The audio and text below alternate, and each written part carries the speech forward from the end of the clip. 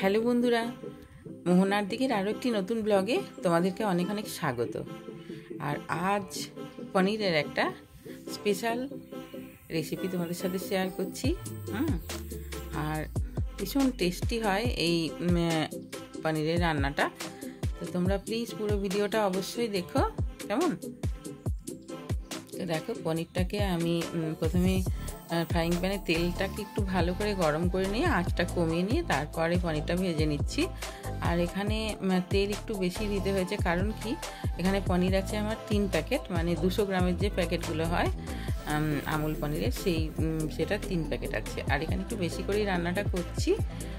এটা শুধু আমাদের জন্য না, সবার জন্য এটা বানাচ্ছি, অনেকের জন্য। তো যাই হোক, মোটামুটি এই পনিরটাকে একটু কালার আসা পর্যন্ত ভেজে নিতে হবে। আর কি বলতো, এই যে মালাই পনিরটা, এটা একটু ভেজে নিলেও কিন্তু এটা বেশ সফটই থাকে, আর এর টেস্টটাও ভীষণই ভালো। তোমরা অবশ্যই একটা লাইক দিয়ে আমার ভিডিওটা দেখা শুরু করো, কেমন?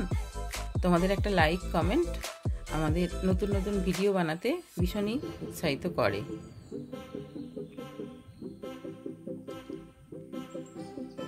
তো দেখো, পনিরটাকে আমি আঁচটাকে মিডিয়ামে রেখে তারপরে ভেজে নিয়েছি। আর একটু সাবধানে এটাকে ভাজতে হবে, তা না হলে ভেঙে যেতে পারে।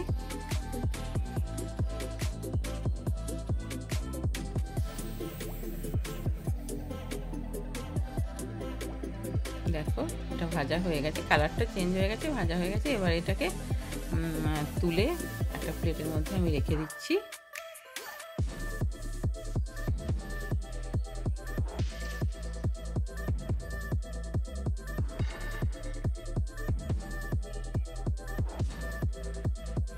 তারপর ওই তেলের মধ্যে আমি দিয়ে দিয়েছি পেঁয়াজটা একটু খুব সরু করে কাটার দরকার নেই, একটু বড় বড় সাইজের কাটলেই হবে আর কি, এই রান্নাটাতে।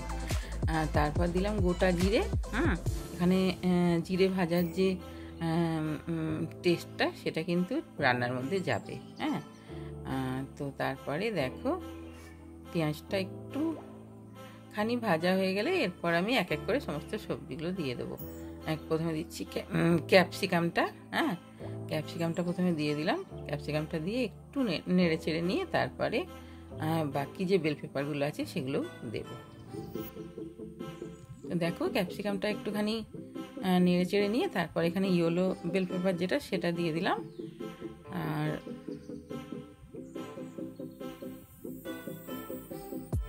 এগুলো খুব বড় করে আমি কাটিনি, একটু মিডিয়াম সাইজের করে কেটেছি।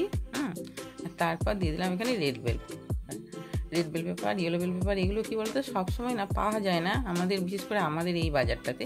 এবারে দূরের বাজারটা থেকে মেয়ে নিয়ে এসছে। আর আমার না এইগুলো দিয়ে রান্না করতে খুব ভালো লাগে, এরকম কালারফুল সবজি। তো তারপর দেখো, এই যে নুন দিয়ে দিলাম। নুন দিলে একটু এটা জলটা ছাড়বে। নুন দিয়ে একটু ভাজা ভাজা করে নিচ্ছি। আর এখানে হলুদটা তো স্কিপ করব, কারণ এই রান্নাটাতে হলুদটা যাবে না।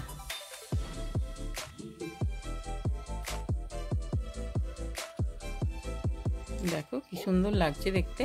আর আমার এরকম কালারফুল সবজি দিয়ে রান্না করতে দারুণ লাগে। আর এগুলো সেরকম খাওয়ার সময় এটা খুব মজা লাগে। দেখতে যত সুন্দর হবে, খেতেও মনে হবে যেন খুবই ভালো হয়েছে। আর কি বলো তো, এটাকে একটু ভাজা ভাজা করে নেবো। তবে হ্যাঁ, এখন কিন্তু ঢাকনা বন্ধ করব না। ঢাকনা বন্ধ করলে কি বলো তো, সবজির যে কালারটা সেটা কিন্তু ঠিকঠাক থাকে না। সেই জন্য ঢাকনা বন্ধ করার দরকার নেই, কারণ এই সবজিগুলোতে এমনিতেই সফট। একটু ভাজা ভাজা হয়ে গেলেই হবে। এগুলো খুব বেশিক্ষণ লাগে না সেদ্ধ হতে।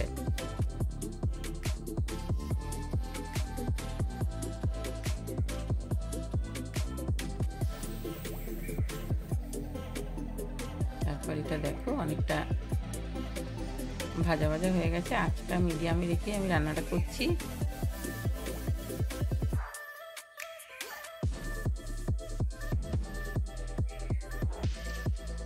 এবারে এখানে দেব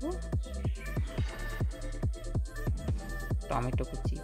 টমেটোটা কুচিয়ে রেখেছি, এখানে 2টো টমেটো আমি কুচিয়ে রেখেছি মিডিয়াম সাইজে।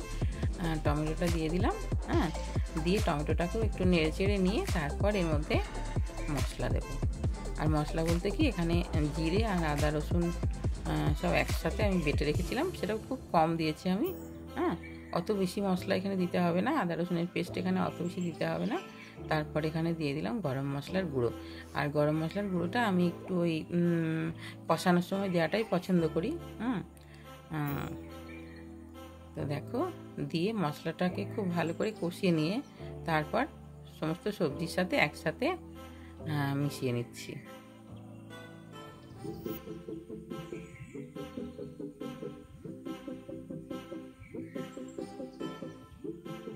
আর অল্প অল্প জল দিয়ে দিয়ে মশলাটা কষালে কি বলে তো, ঠিকঠাক কষানোটাও হয় আর তলায় ধরেও যায় না। সেই জন্য আমি অল্প একটু জল দিয়েছি। তারপরে এখানে দিচ্ছি কাজুর গুঁড়ো। কাজুটাকে আমি হালকা একটু রোস্ট করে, ড্রাই রোস্ট করে তারপরে একটু গুঁড়ো করে রেখেছি। আর আমি এইভাবেই গুঁড়ো করে রাখি, আমি কাজু বাটি না। হ্যাঁ, কাজুটা বাটি না বলতে কি, কাজুটা মানে জল দিয়ে বাটি না, এটা ওই গুঁড়ো করা কৌটোতে রাখা থাকে। এটা বেশ কিছুদিন আমার হয়ে যায়, 2-3 দিন হয়েই যায় এটা। হ্যাঁ, তো দেখো কাজুর গুঁড়োটা 2 চামচ দিয়ে তারপরে মশলার সাথে খুব ভালো করে এটাকে মিশিয়ে নিচ্ছি। এতে কি হয় বলো তো, কাজুটা অত বেশি কষানো দরকার হয় না।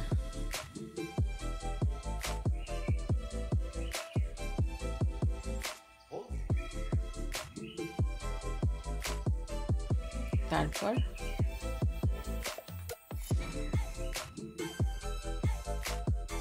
দিয়ে দিলাম এখানে চিনিটা তো অবশ্যই দিতে হবে। রান্নাটা একটু মিষ্টি মিষ্টি তো হবেই, মানে পনিরের রান্নাতে এমনিতেই একটু মিষ্টি মিষ্টি হয়। আর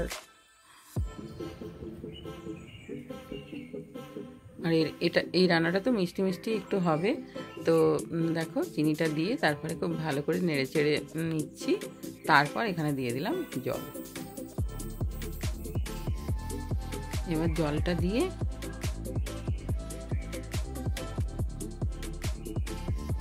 একটুক্ষণ ফুটতে দেব।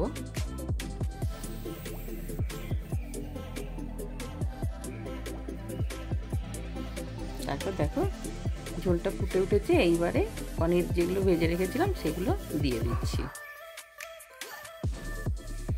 আর পনিরটা যেহেতু বললাম না সফট, সেই জন্য এটা গরম জলে ছেড়ে রাখার কোনো দরকার নেই।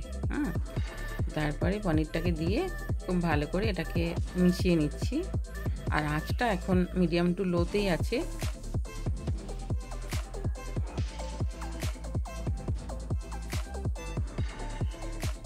যাতে রান্নাটা একটু ধীরে সুস্থে হয়, অত তাড়াহুড়ো করে হবে না।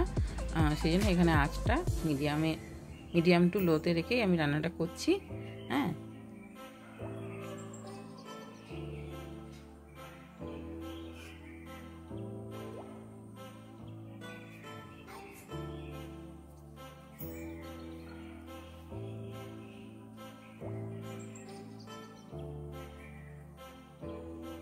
তারপর এখানে দিয়ে দিচ্ছি লঙ্কার গুঁড়ো। হ্যাঁ, এবারে লঙ্কার গুঁড়োটা অবশ্যই অপশনাল। যদি তোমরা মনে করো এখানে কাঁচা লঙ্কা বাটা দেবে কিংবা কাঁচা লঙ্কা কুচি দেবে, সেটাও দিতে পারো। আমি এখানে কালারের জন্য দিয়েছি লঙ্কার গুঁড়োটা। আর তারপর দিয়ে দেবো, দেখো এখানে কাসুরি মেথি দিয়ে দিলাম। কাসুরি মেথি দিয়ে খুব ভালো করে মিক্সড করে নিলাম। তারপর এখানে দিয়ে দিচ্ছি ধনেপাতা কুচি। এবারে ধনেপাতা কুচিটাও অবশ্যই অপশনাল, যদি ধনেপাতা কুচি না থাকে বাড়িতে তাহলে দেওয়ার দরকার নেই। হ্যাঁ, এবারে খুব ভালো একটা, এই যে দেখো ধনেপাতা কুচি পড়েছে, আবার কাসুরি মেথিও পড়েছে, এতে একটা খুব ভালো টেস্ট আসবে। হ্যাঁ, তারপর এটা তো মানে যে ঝোলটা দেখছো এটা তো টেনেই যাবে। হ্যাঁ, এটা হয়েই গেছে। তো এবারে আমি এর মধ্যে 2 চামচ ঘি দিয়ে দিলাম, কারণ এখানে আমার পনিরের পরিমাণটা অনেকটাই বেশি আছে, সেই জন্য 2 চামচ দিচ্ছি, তা না হলে 1 চামচে হয়ে যেত। হ্যাঁ, তো দেখো ঘিটা দিয়ে তারপরে ঢাকনা বন্ধ করে এটাকে কিছুক্ষণ রেস্টে রেখে দেবো। গ্যাস অফ করে দিয়েছি। আর এই পনিরটা রুটি, পরোটা, তারপরে ফ্রাইড রাইসের সঙ্গে অসাধারণ খেতে লাগে। তো তোমরা অবশ্যই বাড়িতে একবার ট্রাই করো এইভাবে, হ্যাঁ।